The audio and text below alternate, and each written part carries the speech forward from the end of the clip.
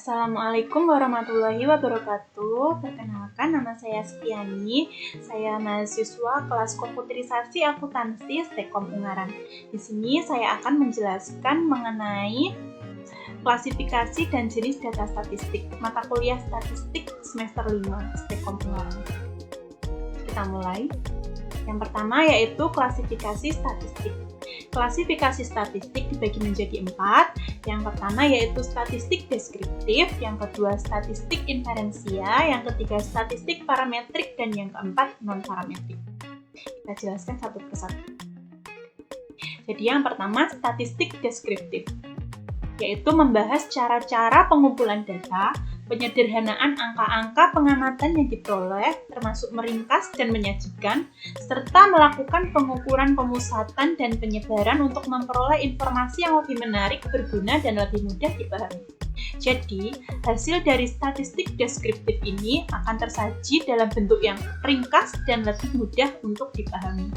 Seperti itu. Yang kedua, statistik inferensia.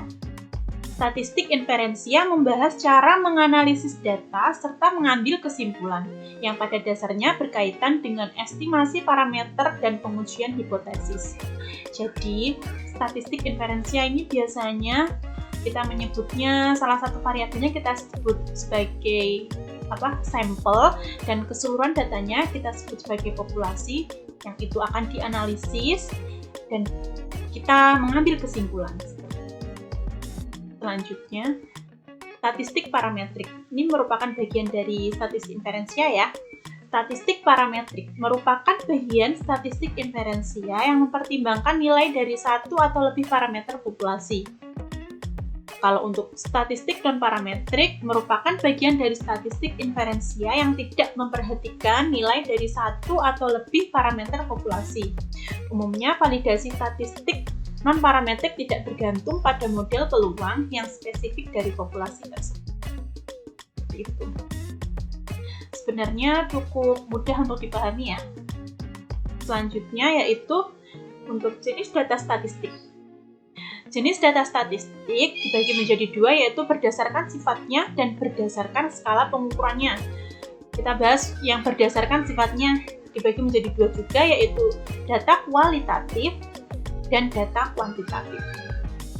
Pasti teman-teman sudah tidak asing ya dengan data kualitatif dan kuantitatif. Pasti kalian semua bisa membedakannya. Saya jelaskan sedikit.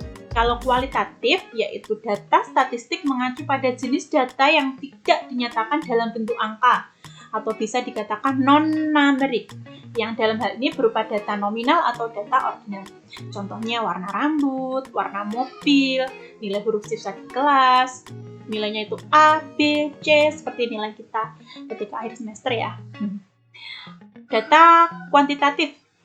Data kuantitatif yaitu mengacu pada data berbentuk angka atau data numerik yang dilakukan penghitungan secara manual.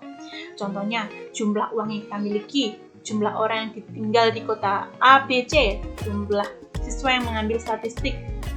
Pokoknya yang jumlah ada nominalnya. Selanjutnya, berdasarkan skala pengukuran. Bagi menjadi dua juga, yaitu data nominal dan data ordinal. Data nominal seringkali disebut sebagai data diskrit atau data kategorik. Jadi data kategorik alasannya karena skala data ini memiliki karakteristik yang terpisah antara satu sama lainnya. Baik pemisah tersebut terdapat hubungan melatar belakangnya ataupun tidak. Kita lihat contohnya. Contohnya yaitu jenis kelamin. Kategori jenis kelamin ada laki-laki, ada perempuan. Kategori status pernikahan ada lajang, ada sudah menikah. Misalnya kategori jurusan, kita dari jurusan KA, dari jurusan manajemen, dari jurusan sistem informasi, seperti itu. Jadi itu ada kategorinya, ada kategori yang membedakan mereka. Yang kedua yaitu data ordinal. Data ordinal bisa dikatakan sebagai serangkaian data yang senantiasa menunjuk pada tingkat tertinggi dan atas pada kuesioner. Jadi ketika kita selesai mengerjakan kuesioner, nanti akan ada pertanyaan di bawahnya. Contohnya ya, dalam penelitian memberikan pertanyaan, apakah Anda puas dengan kinerja Presiden Joko Widodo? Jika Jika jawabannya puas, maka nilainya 3, kalau netral 2, tidak puas 1. Contoh lagi seperti ketika kalian mengisi Google Form, mengisi angket, ketika Anda setuju, ketik S, ketika Anda tidak setuju, TS, ketika Anda netral, pilih netral seperti itu. Jadi ada tingkatannya sendiri, seperti itu ya teman-teman. Oke, sudah selesai. Baik, mungkin hanya ini yang bisa saya jelaskan.